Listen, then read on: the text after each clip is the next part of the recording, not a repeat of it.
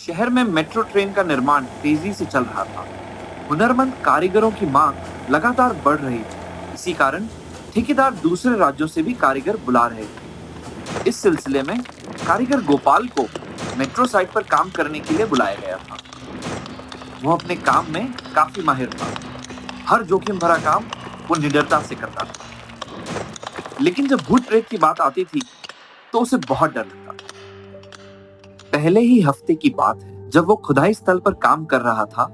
सुबह से दोपहर हो चुकी थी और वह अपना दिया हुआ काम लगभग पूरा कर चुका था। तभी फावड़ा चलाते चलाते उसके हाथ रुक जाते हैं। वो मिट्टी हटाता है और जैसे ही उसे साफ करता है, उसकी आंखों के सामने कुछ ऐसा आता है कि उसे खुद पर यकीन नहीं होता है। उसके पैरों के नीचे एक आदमी का कंकाल दबा हुआ था। गोपाल ने खुदाई में कंकाल मिलने की बात का हंगामा मचा दिया था, जिसके कारण उस दिन 4 घंटे तक काम रोकना पड़ा और इस वजह से इंजीनियरों की नाराजगी उस पर बढ़ गई। उसे नाइट शिफ्ट दे दी गई। यह सुनकर गोपाल के मन में ख्याल आया, यहाँ हम लोग दिन में काम करने में डर रहे हैं और ये लोग बोल रहे हैं कि अब रात को भी आके काम करो। मैं ना रात को काम नहीं करूँगा, मेरे काम बदल दो। ठेकेदार अपनी आराम कुर्सी पर बैठा हुआ था और उसने जवाब दिया, देख, बात समझ। हमें ये प्रोजेक्ट जल्दी पूरा करना है और उस दिन तेरे हंगामे से कितना नुकसान हुआ है तुझे अंदाजा भी है। इंजीनियर पहले ही तुझसे नाराज है। बेहतर होगा तू ये शिकायत ना कर और काम पर ध्यान दे। लेकिन भैया आपको तो पता है मैं तो डर जाता हूँ। अरे गोपाल, अब तू बड़ा हो गया है। रात में चारों तरफ लोग भी रहते हैं, घबराने की जरूरत नहीं है। बस एक बात का ध्यान रखना, 3 और 4 बजे के बीच काम मत करना, बाकी कुछ नहीं होगा। गोपाल के मन में कई अंधविश्वास जाग उठते हैं। एक अजीब सा डर उसे अपनी गिरफ्त में ले चुका था। वह घर वापस जा नहीं सकता था और काम करने से मना भी नहीं कर सकता था। इसी उधेड़-बुन में उसे दोपहर की नींद लग गई। दोपहर की नींद अक्सर गहरी होती है। उसे ऐसा लगा कि उसे कोई दबा रहा था। वह जैसे बिस्तर के अंदर धंसता जा रहा था।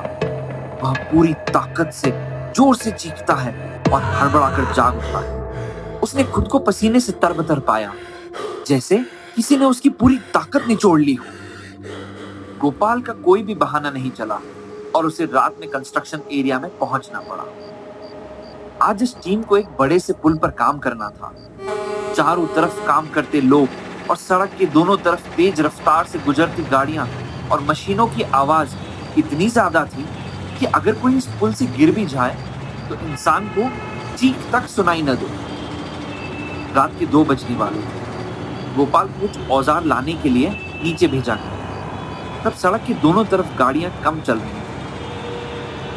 वह वापस ऊपर चढ़ ही रहा था कि तभी गोपाल देखता है कि एक बूढ़ा सड़क पर खड़ा हुआ है और ठीक उसी की तरफ देख रहा था। उसका चेहरा देखना मुश्किल था। बूढ़ा जैसे ही एक कदम आगे बढ़ाता है, एक तेज रफ्तार की गाड़ी आती है और उसे उड़ा देती है। गोपाल डरते हुए आंखें खोलता है और देखता है सामने कोई भी नहीं था। गोपाल का चेहरा पीला पड़ चुका था। जैसे जैसे रात गहरी होती जा रही थी, उसका डर बढ़ता जा रहा था। वह एक अजीब सी त्रासदी में था। ना कोई सुनने वाला था और ना ही कोई समझने वाला। रात के 3 बज चुके थे और सभी लोग चुपचाप अपना काम रोककर नीचे उतर रहे थे। तभी गोपाल को कोई उसी की भाषा में पुकारता है, गोपाल अन्ना, गोपाल सुनो भाई, मेरी मदद कर दो। ये रस्सी मुझे ऊपर बांधनी है। आप मेरी गांव से हो क्या? ओ, मेरे माँ और नीचे ना। गोपाल को जैसे एक अनजान शहर में कोई अपना सा मिल गया हो। उसने बिना कुछ सोचे उस दाढ़ी वाले आदमी की मदद करने का मन बना लिया था। वह उसे अपने साथ हुए सारे अजीब घटनाओं के बारे में बताने लगा, बिना यह सोचे कि अब सारे लोग नीचे चले गए हैं, बिना यह सोचे कि जिसे वो दोस्त समझ रहा था वो कुछ ही पल पहले उसे मिला है। वो आदमी फुर्तीला था। वो पुल के किनारे पर लटका हुआ था और एक पटरी से दूसरे पटरी को जोड़ रहा था। उसकी कमर से एक रस्सी बंधी हुई थी जो सीधा गोपाल के हाथों में थी। भैया जब से मैं यहाँ आया हूँ तब से अजीब अजीब हरकतें हो रहे हैं। किसी को कुछ बताऊं वो लोग मुझ पे ही हंस रहे हैं। क्या तुम जानते हो वो लाश किसकी थी? नहीं यवर्दी, किसकी? इस तरह की जगहों पर जब कभी किसी कारीगर या मजदूर की मौत हो जाती है तो उसे वहीं जमीन में गाड़ देते हैं और ठेकेदार इसे शुभ संकेत मानते हैं। गोपाल उस आदमी को सुनता जा रहा था, लेकिन उसकी आंखों के सामने वह कंकाल फिर से दिखाई देने लग गया। भय से उसके हाथ पैर कांपने लगे और उसकी पकड़ रस्सी पर ढीली पड़ने लगी। उसे ठेकेदार की बात याद आने लगी। तभी अचानक गोपाल की रस्सी की पकड़ और कमजोर हो गई। वह तुरंत होश में आया और रस्सी को कसकर अपनी ओर खींचने लगा। खूब कोशिश करी, लेकिन तब तक बहुत देर हो चुकी थी। रस्सी से बंधा हुआ आदमी नीचे गिर चुका था। वो आदमी नीचे गिरते ही मर चुका था। उसके पेट से एक सरिया आर पार हो गया था।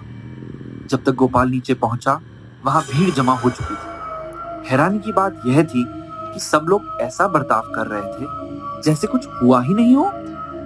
तभी गोपाल को ठेकेदार आता हुआ दिखा। भैया देखो ये क्या हो गया। मैं इससे बात कर रहा था, अचानक ही गिर गया। उसकी आवाज तक नहीं आई। क्या बकवास कर रहा है? ये आदमी गूंगा था और तुझे मना किया था 3 से 4 बजे के बीच में काम नहीं करने का है, फिर भी। रात का समय भी हो जाता है जैसे नहीं चीजें।